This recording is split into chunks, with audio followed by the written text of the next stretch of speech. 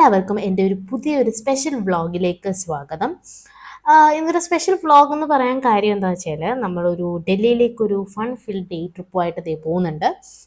അതായത് നമ്മൾ പോകുന്നത് നാഷണൽ സുവോളജിക്കൽ പാർക്കിലേക്കാട്ടോ. അത് കഴിഞ്ഞ് 2 സ്ഥലത്തും കൂടെ പോകുന്നുണ്ട്. അത് നമുക്ക് വഴിയെ കാണാം. അപ്പോൾ നമ്മൾ എന്തുകൊണ്ടാണ് നാഷണൽ സുവോളജിക്കൽ പാർക്കിൽ പോണേന്ന് പറഞ്ഞിട്ട് തനിക്കുട്ടിക്ക് വേണ്ടിയിട്ട് മാത്രമാണ്. അത് നമ്മുടെ ഈ അനിമൽസിൻ്റെ ഫ്ലാഷ് കാർഡും കാര്യങ്ങളുണ്ടല്ലോ, പല പല അനിമൽസിൻ്റെ പടവും ഒക്കെ വെച്ചിട്ട്. അപ്പോൾ അതിങ്ങനെ തനിക്കുട്ടിക്ക് നമ്മളിങ്ങനെ കാണിച്ചു കൊടുക്കും. ഇങ്ങനെയൊക്കെ ചെയ്യുമ്പോൾ അവൾ ഭയങ്കര എക്സൈറ്റഡ് ആയിട്ട് കേട്ടുകൊണ്ടിരിക്കാറുണ്ട്. അതുപോലെ ടി വിയിൽ ഇങ്ങനെ അനിമൽസിനെ കാണുമ്പം ഇങ്ങനെ ഭയങ്കര എക്സൈറ്റഡ് ആയിട്ട് ഇങ്ങനെ നിൽക്കാറുണ്ട്. എലിഫൻ്റ് എന്നും ലയൺ എന്നൊക്കെ കേൾക്കുമ്പോൾ ഭയങ്കര ഇൻട്രസ്റ്റ് ആണ് പുള്ളിക്കാരിക്ക്.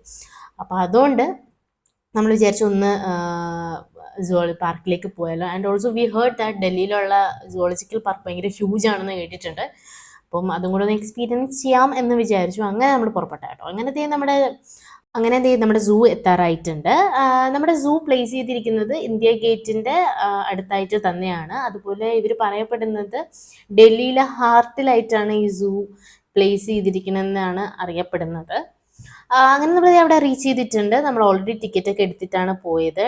ടിക്കറ്റ് എടുക്കാൻ വലിയ പാടൊന്നുമില്ല. അവരുടെ വെബ്സൈറ്റിൽ കയറിയിട്ട് ബുക്ക് ചെയ്താൽ മതി. അവിടെയും ടിക്കറ്റ് നിങ്ങൾക്ക് ഓഫ്ലൈനായിട്ടും എടുക്കാനൊക്കെ സാധിക്കും. പക്ഷേ സംഭവം എന്താ വെച്ചാൽ നല്ല തിരക്കായിരിക്കും. അതും നല്ല തിരക്കുള്ള ദിവസമാണെങ്കിൽ ഒരുപാട് ക്യൂ നിൽക്കേണ്ടി വരും. അഡൽട്സിനാണെങ്കിൽ 80 രൂപയും ചിൽഡ്രൻസിനാണെങ്കിൽ 40 രൂപ, 5 തൊട്ട് 12 വയസ്സ് വരെക്ക്. ബിലോ 5 ഇയേഴ്സ് ആണെങ്കിൽ ഫ്രീ ആണ് കേട്ടോ.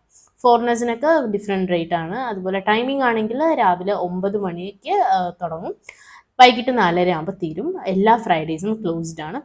പിന്നെ അതുപോലെ ഇവർ ഒന്നും അലോ ചെയ്യില്ല ഉള്ളിലേക്ക്. കുഞ്ഞുങ്ങൾക്കാണെങ്കിൽ കിച്ചടി പിന്നെ പാല് കൊണ്ടുപോകാൻ തോന്നുന്നു ഉള്ളിലേക്ക്. വേറെ ഒന്നും അവർ ഐറ്റം അലോ ചെയ്യില്ല കേട്ടോ.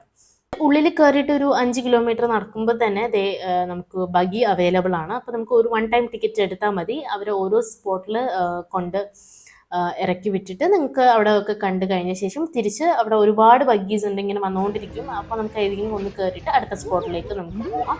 അങ്ങനെയാണ്. അതുകൊണ്ട് അതൊരു അവൈലബിലിറ്റി ഉണ്ട്. നമുക്ക് ഒരുപാട് എന്നാൽ കൂടി നമുക്ക് നടക്കാൻ ശരിക്കുണ്ട്, ഒരുപാട് നടക്കാനുണ്ട്. അപ്പോൾ നമ്മളത് ഫസ്റ്റ് കണ്ടു തുടങ്ങുക നമ്മുടെ മങ്കിനെ കേട്ടോ. ഇവിടെ സിംഹവാൽ കുരങ്ങനെയാണ് നമ്മൾ ആദ്യം കണ്ടു തുടങ്ങിയത്. ഇടയ്ക്ക് വെച്ച് നമ്മൾ തിരുവനന്തപുരത്ത് ഒരു സിംഹവാൽ കുരങ്ങൻ ചാടിപ്പോയി എന്നൊക്കെ ന്യൂസ് കേട്ടിട്ടുണ്ടായിരുന്നു. അത് തിരിച്ചെത്തിയെന്ന് തോന്നുന്നു.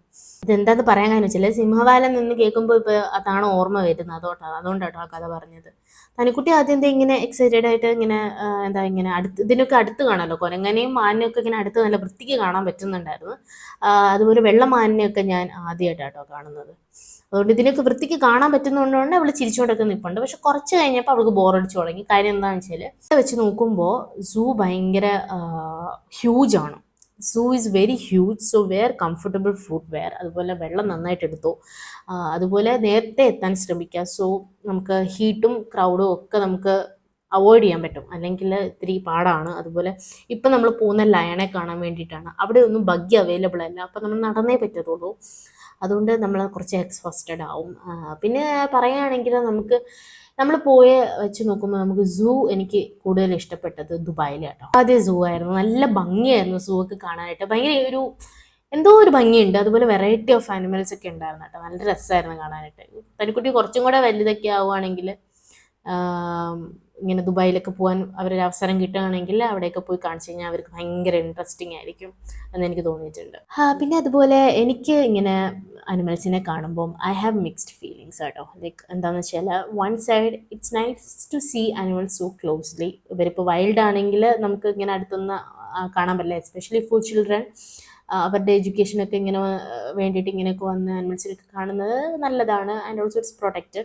എനിക്കിത് കാണുമ്പോൾ എനിക്ക് സങ്കടം തോന്നിയിട്ടുണ്ട്. കാര്യം എന്ന് വെച്ചാൽ ദീസ് അനിമൽസ് ആർ വൈൽഡ് അല്ലേ ബൈ നേച്ചർ. അപ്പോൾ അവരിങ്ങനെ ഫ്രീ ആയിട്ട് കാട്ടിലൊക്കെ നടക്കാനും ഹണ്ട് ചെയ്യാനും പ്ലേ ചെയ്യാനും ഗ്രൂപ്പ്സൊക്കെ ഉണ്ടാക്കിയിട്ട് അവരുടെ നേച്ചർ ലൈഫ് സ്റ്റൈൽ എന്ന് പറയുന്നത് ഇങ്ങനെയാണ്.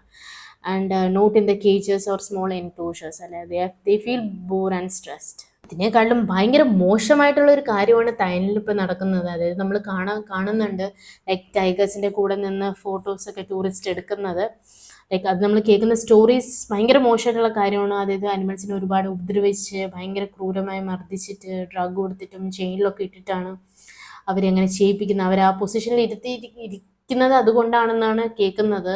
I don't know, but no animal should suffer just so we can take a picture or be entertained. It's very cruel and unfair because they have feelings too, and also they deserve respect and kindness. അതുകൊണ്ട് ആരും, because I am a animal lover, so ഞാൻ അങ്ങനെയാണ് ചിന്തിക്കുന്നത്. എല്ലാവരും അങ്ങനെ ചിന്തിക്കണം എന്നില്ല. Okay, അപ്പൊ നമ്മുടെ ടോപ്പിക് അങ്ങനെ വിട്ടുപോയി ഗൈസ്. അങ്ങനെ നമ്മൾ എത്തുകയാണ് നെക്സ്റ്റ് സ്പോട്ടിലേക്ക്. അപ്പൊ നമ്മൾ വന്നിരിക്കുന്നത് മഹാബലി റെസ്റ്റോറൻറ്റിലേക്കാണ്. ലൈക്ക് കേരള റെസ്റ്റോറൻ്റ് ആണ് ഡൽഹിയിലുള്ളത്. ലൊക്കേഷൻ ആണെങ്കിൽ like usually found in select Delhi moles like DLF four specific. നിങ്ങൾക്ക് ഗൂഗിൾ മാപ്പിൽ ചെക്ക് ചെയ്താൽ മതി അടുത്ത് എവിടെയാണ് ഉള്ളതെന്നുള്ളത്. റെസ്റ്റോറൻറ്റിനെ പറ്റി പറയാതിരിക്കാൻ വയ്യ, അടിപൊളി ഫുഡായിരുന്നു. അയ്യോ, ഞാൻ ഉറപ്പിച്ച കാര്യമാണ് ഇവിടെ നിന്ന് ഇറങ്ങിയപ്പോൾ. ഇനി നമ്മൾ കേരള ഫുഡ് കഴിക്കണമെങ്കിൽ ഇവിടെ വന്നിട്ടേ ഇരുന്ന് കഴിക്കത്തുള്ളൂ. പിന്നെ ഞാൻ പറഞ്ഞില്ല, നമ്മളെ അവിടെയുള്ള ബിരിയാണിയും നല്ലതായിരുന്നു. നമ്മുടെ കേരള സ്റ്റോറിൻ്റെ, നമ്മുടെ ഗുരുഗ്രാമിലുള്ള കേരള സ്റ്റോറിൻ്റെ ഫ്രണ്ടിൽ ഒരു ബിരിയാണി സ്പോട്ട് ഞാൻ കണ്ടുപിടിച്ചെന്ന് പറഞ്ഞിട്ടുണ്ടായിരുന്നു, തലശ്ശേരി ബിരിയാണി. അതും നല്ലതായിരുന്നു.